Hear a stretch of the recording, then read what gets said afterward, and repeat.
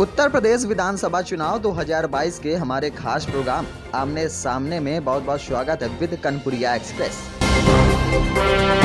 हमारे बीच में आमने सामने के प्रोग्राम में खास प्रोग्राम में हमारे बीच में खास मुलाकात में आज मौजूद हैं विकास तिवारी जी। इनसे ये जानेंगे कि उत्तर प्रदेश में भाजपा या सपा आखिर किसकी सरकार बन रही है और क्यों बन रही है, आइए जानते हैं इनसे। विकास तिवारी जी, आपका बहुत बहुत स्वागत है हमारे खास प्रोग्राम में। हम दर्शकों को ये बताना चाहिए कि इस वक्त 2022 में किसकी सरकार बनेगी और क्यों बनेगी। देखिए, 2022 का जिस तरीके से संगठनात्मक ये चुनाव घोषणा हो चुकी है, तो हमारा ये मानना है कि देश की जनता और प्रदेश की जनता विकास के नाम पर चुनाव लड़ेगी इस बार। और देश की जनता जिसने विकास किया है, जिस दल ने काम किया है, चाहे वो उज्ज्वला योजना के माध्यम से गैस सिलेंडर की बात हो, चाहे उनको बिजली की बात हो, चाहे राशन वितरण की बात हो, और चाहे देश की धार्मिक आस्था के लिए भगवान राम के मंदिर का निर्माण हो, धारा 370 हो, 35A हो, तमाम मुद्दों के लिए जो भारतीय जनता पार्टी ने समाज के अंतिम व्यक्ति के विकास को, उसके भविष्य के लिए जो काम किए हैं, तो भारतीय जनता पार्टी के कार्यों से प्रभावित होकर देश की जनता हम लोगों को आशीर्वाद के रूप में अपना वोट प्रदान करेगी। क्या लगता है कि उत्तर प्रदेश में जैसा कि लगभग 403 सीटें हैं विधानसभा में, और क्या लगता है कि कितनी सरकार सीटों से जीत सकती है बीजेपी? देखिए, भारतीय जनता पार्टी या हमारे राष्ट्रीय प्रदेश नेतृत्व ने, हमारे यशस्वी प्रधानमंत्री आदरणीय नरेंद्र मोदी जी ने और उत्तर प्रदेश के यशस्वी मुख्यमंत्री आदरणीय नरेंद्र योगी आदित्यनाथ जी ने बिना भेदभाव के, बिना धर्म जाति के देखते हुए समान रूप से एक मुद्दा शुरू से रखा था कि हमें विकास करना है, चाहे किसी विधानसभा का मामला हो, चाहे किसी जिले का मामला हो। तो उसी के अनुरूप हम लोगों को लगता है कि जिस तरीके से हम लोगों की सरकार ने जन कल्याणकारी योजनाओं को समान रूप से वितरण का काम किया जनता जनमानस में, उसी प्रकार से जनमानस अधिक से अधिक अपना आशीर्वाद वोटों के रूप में देकर प्रचंड बहुमत से भारतीय जनता पार्टी की सरकार बनाने का काम करेगी। जैसा कि अभी विपक्ष में सपा के कई नेता दल बदलू का प्रोग्राम खास चलता आ रहा है। अभी आप निरंतर 2 से 3 दिनों में देख रहे होंगे कि भाजपा के कई कद्दावर नेता सपा में भी शामिल हुए हैं या अन्य पार्टियों में भी शामिल हुए हैं और वहां के भी इधर आए। तो उसमें क्या लगता है कि क्या बीजेपी को क्या खासा कुछ अंतर समझ में आएगा? देखिए, किसी विधायक या किसी जनप्रतिनिधि के जाने और न जाने से सरकार बनने बिगड़ने का मुझे बहुत असर कोई नहीं लगता है, क्योंकि जनाधार आप जनमानस का होता है। और जब कोई भी प्रतिनिधि किसी दल को छोड़ के जाता है, कोई दल को ज्वाइन करता है, तो ऐसा नहीं है कि कोई जाति वर्ग का वोट या कोई धर्म विशेष का वोट उसके साथ आता है। ये जनमानस का अपना माहौल होता है। और पिछली सरकारों जिस तरह से जात, धर्म और संप्रदाय के नाम पर दंगे कराए जाते थे, जातिवाद के नाम पर वोट होते थे, लेकिन अब उत्तर प्रदेश का माहौल बदल चुका है। यहाँ की जनता जान चुकी है कि धर्म और जात के नाम पर केवल लोगों को पिछड़ापन मिला है। आज भारतीय जनता पार्टी के नेतृत्व जो सरकार बनी है, तो सरकार ने काम किया है, उन्होंने एक मुद्दा रखा है विकासवाद का, और विकास के नाम पर जनता आशीर्वाद देगी। और आने वाले समय में भी राजनीतिक पार्टी में जो काम करेगा उसी को वोट मिलेगा, उसी की सरकार बनेगी। तो आगे आने वाले विधानसभा चुनाव में जो 2022 के भी कुछ ही दिनों में, फरवरी में, जैसा कि 20 फरवरी को हम अगर कानपुर की बात करें तो कानपुर में 20 फरवरी को चुनाव होने हैं, और 20 फरवरी को चुनाव के बाद में 10 मार्च को रिजल्ट इसका निकलना, मतगणना होगी। तो क्या लगता है कि कानपुर में लगभग कितनी विधानसभाएं, जैसे कि 7 विधानसभा,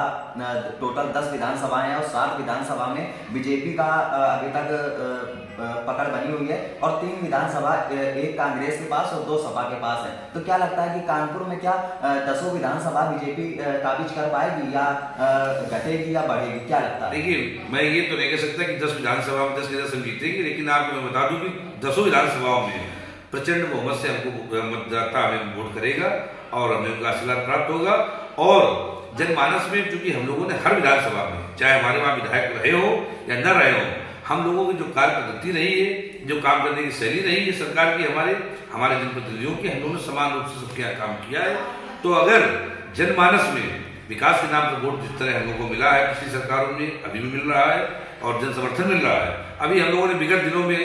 जन विश्वास यात्रा हमारी निकली, तो हमारे पार्टी के कार्यकर्ताओं के साथ में जिस तरीके से आम जनमानस ने उस जन विश्वास यात्रा का स्वागत किया, प्रदेश सरकार की योजनाओं का स्वागत किया, तो मुझे लगता है कि आने वाले समय में हम 10 की 10 विधानसभाओं में जनमानस का आशीर्वाद प्राप्त करेंगे। क्या लगता है कि कोरोना वायरस जैसा कि 2 साल से लगातार हमारे पूरे देश दुनिया, कानपुर ही नहीं उत्तर प्रदेश, पूरे देश दुनिया में अपनी एक छाप छोड़ करके गया हुआ है और अभी भी जाने का नाम नहीं ले रहा। कहीं ना कहीं से किसी ना किसी वायरस के रूप में वो हर वर्ष रिपीट कर देता है। और अभी जैसा कि अगर हम कल हाल ही की बात करें तो कानपुर महानगर में 386 जो है निकले हुए हैं कोरोना वायरस और एक की मृत्यु भी हुई है वहां पर। तो क्या लगता है कि क्या चुनाव के समय कोरोना का कुछ क्या इफेक्ट पड़ेगा? मैं आपको बता दूं कि कोरोना महामारी, वैश्विक महामारी जिस विगत 2 वर्षों से हमने उसका दर्द झेला है। आप जैसे सम्मानित पत्रकार और समाचार के माध्यम से मैं ये अपील करता हूँ, मुझे गौरव है इस बात कहने में कि भारतीय जनता पार्टी की सरकार और भारतीय जनता पार्टी के वर्कर के अलावा आपने कोरोना महामारी में लोगों की मदद में आगे आने वाले किसी दल को नहीं देखा होगा। क्योंकि जिस तरीके से भारतीय जनता पार्टी ने समाज के लोगों के लिए, चाहे वो राशन व्यवस्था हो, चाहे उनको इलाज की व्यवस्था हो, उनके लिए अगर काम किया है तो भारतीय जनता पार्टी ने किया है। तो मुझको नहीं लगता है कि अगर कोरोना वैसी महामारी अभी भी चल रही है, लेकिन जनमानस हमारे किए गए उन सेवाओं को, उन कार्यों को याद रखे हमें अपना मताधिकार का उपयोग हमारे पक्ष में करेगी। क्या लगता है कि जो योगी सरकार है, तो क्या लगता है कि आने वाले विधानसभा चुनाव में क्या ये जातिवाद को मुद्दा बनाएंगे या फिर सभी को ये वोटरों को ध्यान देंगे? क्या लगता है योगी सरकार में, क्या लगता है कि जातिवाद को मुद्दा, जैसा कि बोला जाता है कि जिसकी सरकार आती है वो उसको ध्यान देते हैं, क्या लगता है जैसे योगी बाबा हैं तो क्या लगता है कि ये क्या जातिवाद को मुद्दा बना करके चुनाव लड़ेंगे या जो जनता है वो भी क्या जातिवाद को ब्राह्मणवाद ही होगा या यहाँ पर हर तरीके का वोटर बीजेपी में शामिल होगा? देखिए, अब जो पिछले समय में लोगों की मानसिकता थी, अब पढ़ा लिखा युग है, 21वीं सदी है, संचार क्रांति है। अब हमारा मतदाता भी बदल चुका है, उसकी मानसिकता बदल चुकी है। अब हमारा नौजवान जो नया वोटर बन रहा है या जो पुराने वोटर हमारे हैं, उनको एक बात लगती है कि जिसने हमारे क्षेत्र में काम किया है, जिसने समग्र विकास के लिए सोचा है,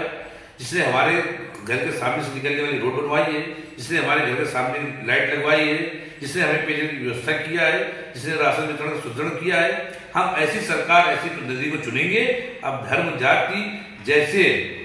गंदी मानसिकता की राजनीति करने वाले लोगों को जनता समर्थन नहीं करेगी।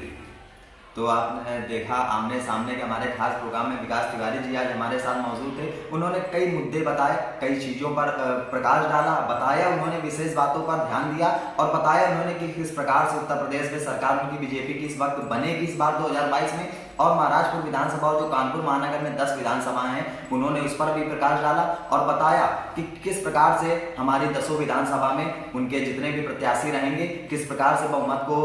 निकाल करके लाएंगे और वोटर उनको किस प्रकार से ध्यान देंगे। हर तरीके की बातों उन्होंने विशेष ध्यान देते हुए प्रकाश डाला। हमारे बीच आज जुड़े रहिए और देखते रहिए हमारा खास प्रोग्राम आमने सामने।